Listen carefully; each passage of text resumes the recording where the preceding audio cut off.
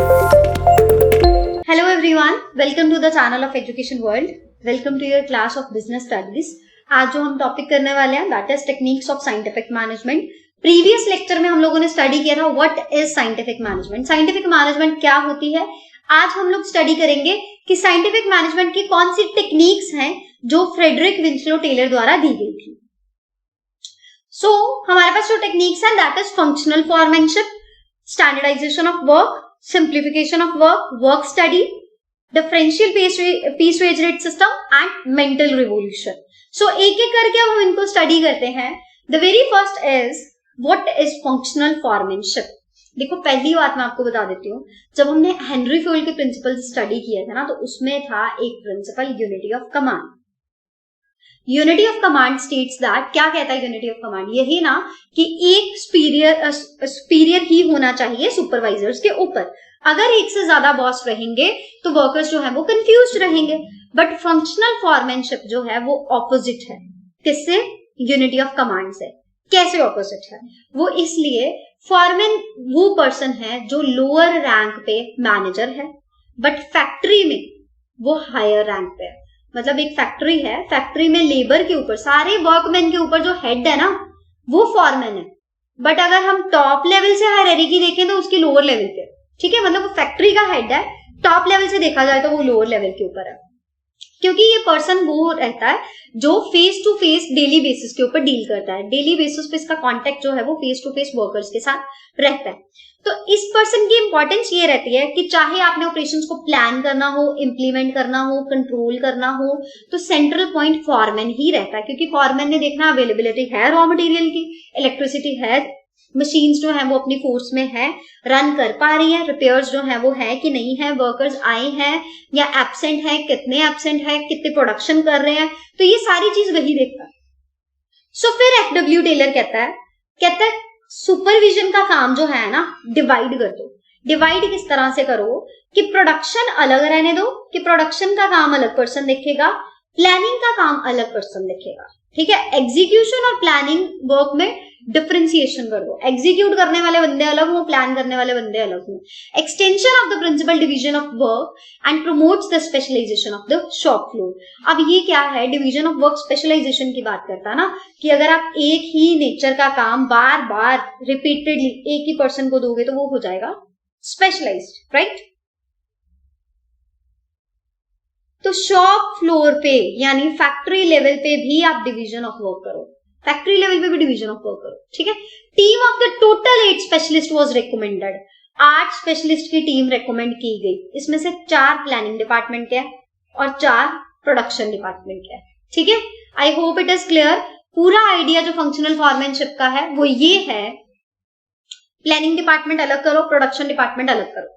ठीक है, जो प्लान कर रहा है वो कोई और बंदे हो, जो प्रोडक्शन कर रहा है वो कोई और बंदे हो. 4 इनके मेंबर्स रहे, हेड रहे, स्पेशलिस्ट रहे.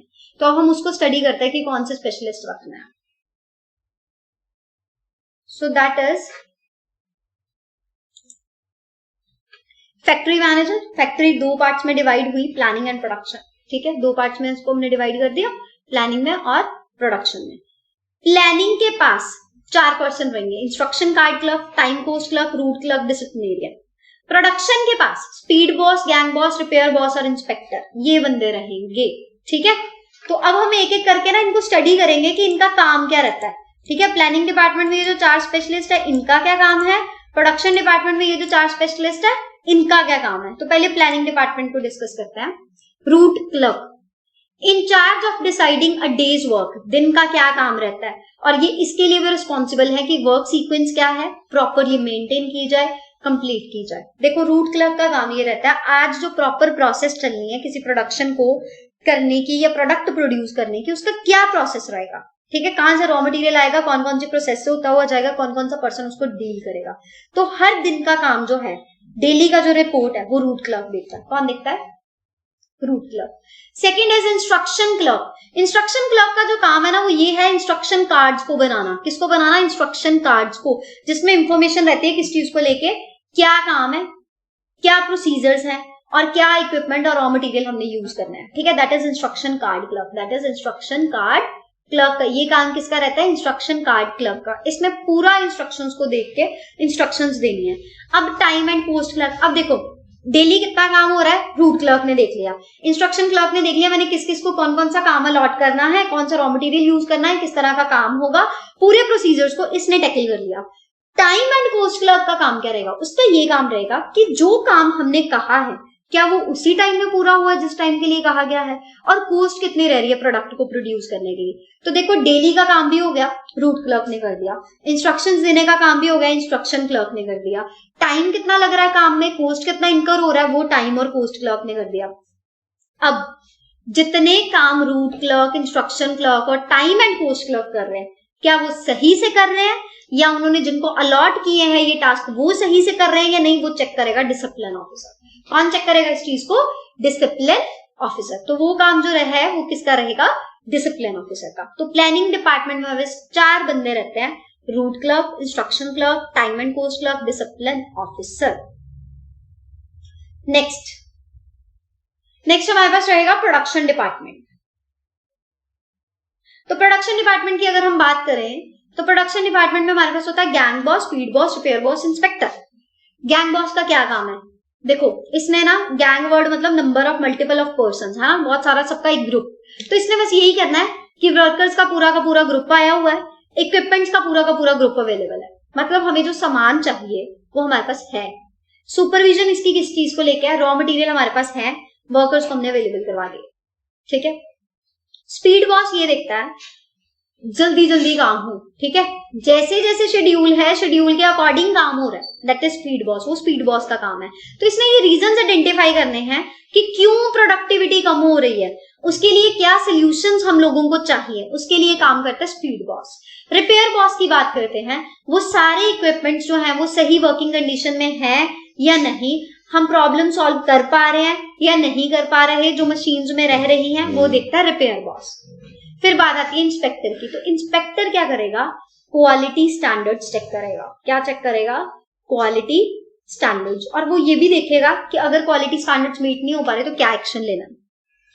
सो फंक्शनल फॉरमैनशिप में हमारे पास 2 डिविजन्स रहती हैं, प्रोडक्शन की, प्लानिंग की। प्लानिंग में हमारे पास रहता है इंस्ट्रक्शन कार्ड क्लर्क, इंस्ट्रक्शंस देगा, रूट क्लर्क वो प्लान आउट करेगा किस तरह से काम चलेगा, time and post clerk time देखेंगे कितनी देर में काम हुआ, पोस्ट क्लर्क ये देखेगा कितने पैसे लगे इस काम को करने के लिए, और डिसिप्लिनरियन ऑफिसर सारे काम के ऊपर नजर रखेगा। प्रोडक्शन डिपार्टमेंट में हमारे पास गैंग बॉस है, वो ये देखेगा सारा रॉ मटेरियल आ चुका है, इक्विपमेंट्स हमारे पास हैं, वर्कर्स हमारे पास हैं और वो काम कर रहे हैं। स्पीड बॉस ये देखेगा कि जैसे शेड्यूल डिजाइन किया गया है उसी शेड्यूल के अकॉर्डिंग वर्कर्स काम कर रहे हैं। रिपेयर बॉस ये देखेगा कि हमारे सारे इक्विपमेंट्स जो है वो सही वर्किंग कंडीशन में है। इंस्पेक्टर ये चीज देखेगा कि गुड्स की जो क्वालिटी है वो बिल्कुल सही है, और अगर नहीं है तो कहाँ एक्शन लेना है वो उसको डिटरमिन करेगा। तो ये तो रहता है फंक्शनल फॉरमैनशिप। अब हम नेक्स्ट स्टडी करते हैं standardisation of work. Standardisation of work का मतलब क्या है, स्टैंडर्डाइजेशन ऑफ वर्क का मतलब ये है कि हर एक काम के लिए स्टैंडर्ड सेट कर लो। ये भी स्टैंडर्ड सेट करो कि एक आवर में जी एक नॉर्मल पर्सन 20 यूनिट्स प्रोड्यूस कर सकता है, जिसने 22 की है वो एफिशिएंट है, जिसने 18 की है वो इनएफिशिएंट है। स्टैंडर्ड बना लो, हर एक बिजनेस ऑपरेशंस के लिए स्टैंडर्ड सेट करो। The very first is standardisation of raw material. Material जो है वो ऑन पार रहने चाहिए, फिनिश गुड्स की क्वालिटी अकॉर्डिंगली होनी चाहिए और मैन्युफैक्चर आपने करना है। Material use should be on par with the quality of the finished products one intends to manufacture. एक बंदा जो है जो मैन्युफैक्चर करना चाहता है गुड्स को, फिनिश्ड प्रोडक्ट्स को, उसके अकॉर्डिंग ही आपका मटेरियल जो है वो है। स्टैंडर्डाइजेशन ऑफ इक्विपमेंट में ये चीज रहता है, देखो अगर आपने क्वालिटी मेंटेन करनी है ना तो उसके लिए आपको रॉ मटेरियल भी स्टैंडर्ड चाहिए, तो सिमिलर रॉ मटेरियल आप यूज कर रहे हो, या अगर आपको इंप्रूव्ड फॉर्म में मिल रहा है तो फिर आप उसको इंप्रूवमेंट को अडॉप्ट कर रहे हो। स्टैंडर्डाइजेशन ऑफ इक्विपमेंट में ये रहता है, अब देखो अगर आप प्रिंटर्स की ही बात करो, डिफरेंट काइंड ऑफ प्रिंटर्स के अलग अलग जो है वो आउटपुट रहता है। अब आपने देखा कि हमारे को जी इस तरह से चाहिए, तो आप मशीन्स का देखते हो कि मैनुअल एरर्स जो है वो कम से कम रहे, काम जल्दी से जल्दी हो, और हम एक स्टैंडर्ड मेंटेन कर लेते हैं कि हमें इसी क्वालिटी की मशीन चाहिए तो हम उसके अकॉर्डिंग ही वर्क करते हैं। ये हमारे पास रहता है स्टैंडर्डाइजेशन रॉ मटेरियल का और इक्विपमेंट का। अब इसके बाद में हमारे पास रहता है standardisation of methods applied as well as standardisation of working conditions. Method applied को लेके हम लोग ये करते हैं कि काम जो है standardisation the techniques of work would make the production process less cumbersome. इससे ये रहेगा कि देखो methods बना दिए, process बता दिया, उसी प्रोसेस को फॉलो कर करके बार बार ये काम करना है. जैसे ये ना एक तरह का फॉर्मेट बना दिया, इसी फॉर्मेट को यूज करना अपने बार बार काम करने के लिए. What is that? That is standardisation of methods applied. Standardisation of working conditions. Worker tends to perform more efficiently, ज्यादा एफिशिएंटली वो काम करते हैं फेवरेबल वर्किंग कंडीशंस में. आपकी वर्किंग कंडीशन जिसमें safety, ventilation, hygiene, temperature, lightning, इसको इंप्रूव करना या स्टैंडर्डाइज करना. वैसे इसके लिए फैक्टरीज एक्ट भी है, इनके लिए ना एक्ट्स बने हुए हैं हेल्थ, सेफ्टी और वेलफेयर कंडीशंस को गवर्न करने के लिए एक्ट बनाए गए हैं. उन एक्ट के अकॉर्डिंग काम होता है. ठीक है, तो वर्किंग कंडीशंस भी स्टैंडर्डाइज फॉर्म में जो है वो हम लोग अवेलेबल करवाते हैं. So next is simplification of the work. Simplification of work states,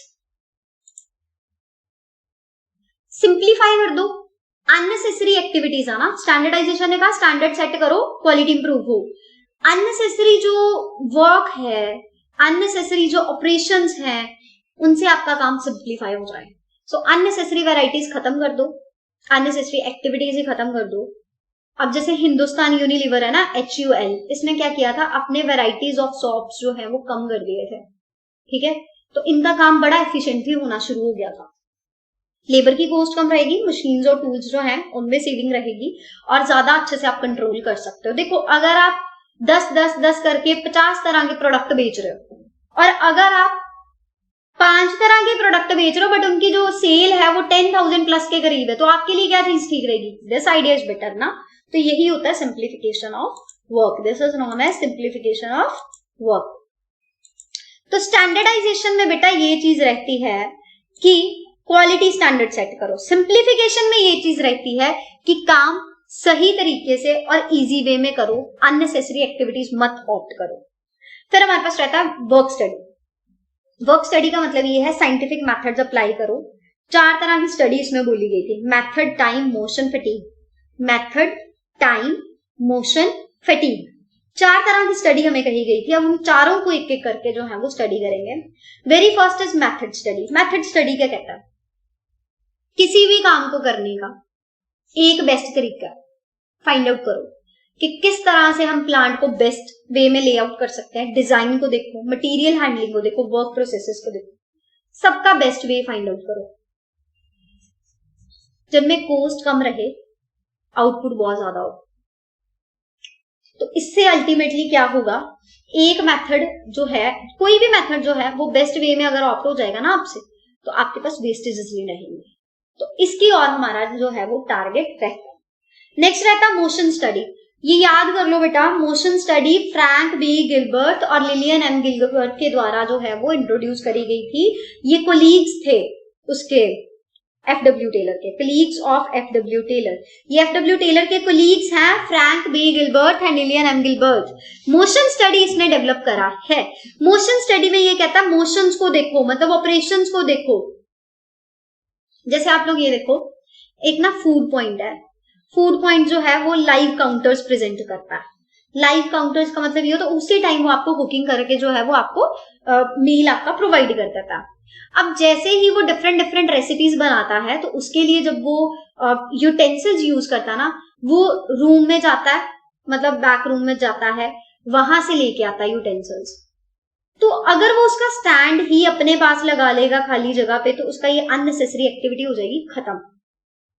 ठीक है, तो इसका मतलब यही होता है कि कौन कौन से ऑपरेशंस वो कर रहे हैं. अब इसमें रहता है कि lifting, putting objects, changing position, sitting, इन ये सारे मोशंस को स्टडी किया जाता है और ये देखा जाता है कि अननेसेसरी अनप्रोडक्टिव मूवमेंट्स को खत्म कर दो. ठीक है, प्रोडक्टिव कौन सी है, इंसिडेंटल कौन सी है, अनप्रोडक्टिव कौन सी है, तीनों को डिफरेंशिएट करो और अनप्रोडक्टिव तो बिल्कुल ही एलिमिनेट करने की कोशिश करो. ये भी साइंटिफिकली तरीके से जो है वो हम लोग इस चीज को करते हैं. So it is all about motion study. Method study में आप एक काम को करने का बेस्ट वे फाइंड आउट करते हो. इसमें पर आप लोग क्या करते हो कि आप ये देखते हो कि अननेसेसरी मूवमेंट्स जो है उनको खत्म कर दिया जाए. Next we have time study. Time study में क्या रहता है, स्टैंडर्ड टाइम. एक काम को करने का स्टैंडर्ड टाइम कितना है, कितनी देर लगेगी एक काम को पूरा करने में, that is standard time. That is standard time. Employees जो है कितना काम कर पाते हैं एक टाइम पीरियड में, उसको हम डिटर्मिन करते हैं। स्टैंडर्ड टाइम फिक्स किया जाता है पूरे टाइम पीरियड के लिए। ऑब्जेक्टिव्स क्या रहते हैं? नंबर ऑफ वर्कर्स जो आपने एम्प्लॉय करे हैं, सूटेबल इंसेंटिव्स जो है वो आपने देने हैं, लेबर कोस्ट आपने डिटर्मिन करनी है। टाइम स्टडी का काम एक ही रहता है, स्टैंडर्ड सेट कर लो, सारे वर्कर्स का काम उसके अकॉर्डिंग मेजर करो कि क्या उन्होंने पर्टिकुलर टाइम पीरियड में उतना काम किया। अगर यस, इट्स ओके। अगर नहीं किया तो आप लोग उसका करेक्टिव एक्शन भी लेते हो, ठीक है। और लेबर कोस्ट भी जो है वो इसमें स्टडी की जाती है। सो ये रहता है हमारे लिए टाइम स्टडी का केस। फिर इसके बाद में हम लोग बात करते हैं फैटीग स्टडी। बेटा फैटीग वर्ड का मतलब होता है थकावट, ठीक है। आप 6 घंटे के लिए या 8 घंटे के लिए एक एम्प्लॉय को अपनी ऑर्गेनाइजेशन में बुला रहे हो काम करने के लिए, उसको थोड़ी देर तो रेस्ट इंटरवल चाहिए ना। रेस्ट इंटरवल की स्टडी को फैटीग स्टडी बोला जाता है। Frequency of the rest intervals is known as fatigue study. कितना अमाउंट है, कितनी फ्रीक्वेंसी है रेस्ट इंटरवल्स की, उसको हम लोग फैटीग स्टडी कहते हैं, ठीक है। क्योंकि मेंटली भी पर्सन अपसेट हो सकता है, मतलब थक सकता है, फिजिकली भी वो टायर्ड फील कर सकता है। तो इसमें हम लोग ये देखते हैं कि कितना टाइम उन्होंने काम किया है, किस टाइम पे आके उनकी एफिशिएंसी डिक्रीज होनी शुरू हो गई तो उनको रेस्ट इंटरवल्स की जरूरत पड़ गई। तो ये भी साइंटिफिक स्टडी जो है वो हम लोग करते हैं, जिसके अकॉर्डिंग वर्कर्स को उनके वर्क कल्चर का पार्ट मान के, वर्क प्रोफाइल का पार्ट मान के, उनकी जो टाइम शेड्यूल होता है उसमें उनको क्या दिया जाता है, ब्रेक दिया जाता है ना, उनको लंच ब्रेक एंड ऑल जो है रेस्ट ब्रेक दिया जाता है। Next we have differential piece wage rate system. Differential piece wage rate system states that 2 wage rates, efficient employees के लिए high, inefficient employees के लिए low rate. अब मैंने ये कहा कि 22 रुपीज उस पर्सन को मिलेंगे जो 1 घंटे में 20 यूनिट्स बना देगा। इस पर्सन ने बनाया 1 घंटे में 18 यूनिट, तो इसका रेट है 20 रुपए, ठीक है। एक बंदे ने बनाए 1 घंटे में 20 यूनिट, तो उसको 22 रुपए ही मिलेंगे। एक बंदे ने 1 घंटे में बनाए 24 यूनिट, तो उसको 24 रुपए मिलेंगे, 24 रुपीज, ठीक है। तो जिसने ज्यादा यूनिट्स बनाए उसको ज्यादा पैसा मिला, जिसने कम यूनिट्स बनाए उसको कम मिले, और जिसने स्टैंडर्ड पूरा किया तो उसको स्टैंडर्ड के अकॉर्डिंग पेमेंट हो गई। कहते हैं इससे एफिशिएंट और इनएफिशिएंट एम्प्लॉइज में फर्क हो जाता है। एफिशिएंट मोटिवेट होते हैं कि उनको अच्छा काम करने के लिए पैसे मिल रहे हैं। इनएफिशिएंट को ये रहता है कि अगर हम और अच्छा करेंगे तो हमें और ज्यादा पैसे मिलेंगे। तो it acts as a motivator, ये एक मोटिवेटर की तरह एक्ट करता है। So this is all about differential piece wage rate system. अब एक चीज आती है mental revolution. What mental revolution states? जब हमने प्रिंसिपल करे थे ना, उसमें हमने करा था cooperation not individualism, cooperation not individualism. एक हमने और करा था हार्मनी नॉट डिस्कॉर्ड।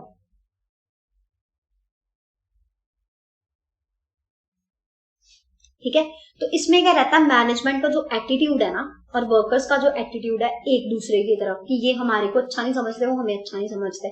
मैनेजमेंट को ये रहता है कि वर्कर्स को वो एक्सप्लॉइट कर रही है। मैनेजमेंट को ये रहता है वर्कर्स जो है वो आके फ्री बैठ के जा रहे हैं, काम वो अपनी पे के अकॉर्डिंग नहीं करते। वर्कर्स को ये रहता है कि हमारे को मैनेजमेंट वो कर रही है, एक्सप्लॉइट कर रही है।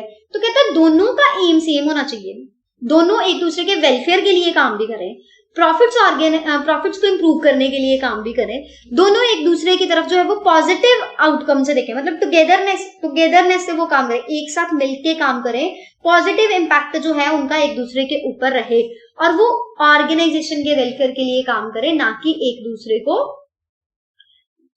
मतलब एक दूसरे की तरफ जो है वो एटीट्यूड जो है वो नेगेटिव रखें। सो ये थे सारे के सारे टेक्निक्स साइंटिफिक मैनेजमेंट के। अब हम करते हैं क्वेश्चंस।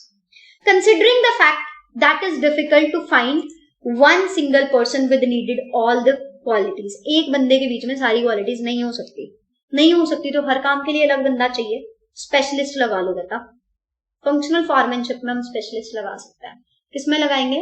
फंक्शनल फॉरमैनशिप में हम लोग स्पेशलिस्ट लगाएंगे। Concept of work study includes, work study में कौन सा कॉन्सेप्ट आता है? वर्क स्टडी में मैंने आपको बताया time study, motion study, method study, fatigue study. Time study, fatigue study, method study and motion study, ये चारों रहते हैं। तो all of the above is the right answer, all of the above is the right answer. Next, the objective of this scientific technique is to reduce a given line और a product to the fix type sizes and characteristics, name the technique. क्या है कि एक given line कम कर दो और fixed type sizes जो है वो प्रोड्यूस करो, ये टेक्निक कौन सी है? मेथड स्टडी तो ये कहती है कि मेथड बेस्ट फाइंड आउट करो। डिफरेंशियल पीस वेज सिस्टम तो ये कहता है कि एफिशिएंट को अलग रेट दो, इनएफिशिएंट को अलग रेट दो। Standardisation and simplification of work, देखो सिंपल करोगे ना, तो मैंने आपको HUL की डेफिनेशन दी थी, सॉरी एग्जांपल दी थी कि उसने वैराइटीज ऑफ सोप अपने कम कर दिए। क्यों कम किए? क्योंकि फिर उसको लगा कि मैं एफिशिएंसी से काम कर पा रहा हूँ। तो स्टैंडर्डाइजेशन और सिंप्लीफिकेशन करोगे ना, तो फिर आप लोगों का काम ज्यादा अच्छे से होगा। Next is this technique of scientific management helps in development of the concept of assembly line, which is widely used in automobile companies these days as well. Automobile companies में सबसे ज्यादा यूज हो रहा ना, वो कौन सी चीज यूज हो रही है? Method study. पता है क्यों? क्योंकि उनको ये होता है कि अगर हम डिजाइनिंग कर रहे हैं वो भी बेस्ट करें, अगर हम असेंबलिंग कर रहे हैं वो भी इस तरीके से करें, टाइम वेस्ट ना हो, वेट भी ना करना पड़े कि अब ये पार्ट लगाया तो अब ये वाला इंट्रोड्यूस करना है। तो असेंबली लाइन में काम ही मेथड का होना, मेथड ही तो यूज होना असेंबल करने के लिए, तो मेथड स्टडी सबसे ज्यादा फॉलो की जा रही है। Next is which of the following is an objective of time study. Time study का क्या ऑब्जेक्टिव है? नंबर ऑफ वर्कर्स कितने एम्प्लॉय किए, suitable incentive schemes to calculate the labour cost, या ऑल ऑफ द अबव। देखो हमने ये भी देखना है कि हमने कितने वर्कर्स एम्प्लॉय किए, उससे हमें ये पता लगेगा नंबर ऑफ आवर्स हमको कितने चाहिए, उसी के अकॉर्डिंग हम एम्प्लॉय करते हैं लेबर्स को। इंसेंटिव स्कीम भी टाइम के बेसिस पे बनती है। देखो जो टाइम कम टाइम में ज्यादा काम कर देगा उसको ज्यादा इंसेंटिव मिलेगा। लेबर कॉस्ट को कैलकुलेट करना है all of the above. So right answer is all of the above. Right answer is all of the above. सारी चीजें इसी में रहती है। The technique of scientific management aims to determine the amount and frequency of rest intervals. Rest interval fatigue study में study किया जाता है बेटा। किसमें स्टडी किया जाता है? fatigue स्टडी में। तो ऑप्शन तो है नहीं, तो none of the above is the right answer. So ये आपके सारे के सारे जो है वो क्वेश्चंस हैं। आई होप आपको समझ में आए होंगे। अब नेक्स्ट लेक्चर जो है उसमें हम नेक्स्ट टॉपिक स्टडी करेंगे, तो आप अपनी तैयारी करो साथ साथ एग्जाम्स की। और अगर कोई डाउट रहता है तो एजुकेशन वर्ल्ड कॉमर्स की टेलीग्राम चैनल पे जो है वो आप पूछ सकते हो। Thank you so much. See you soon in the next lecture.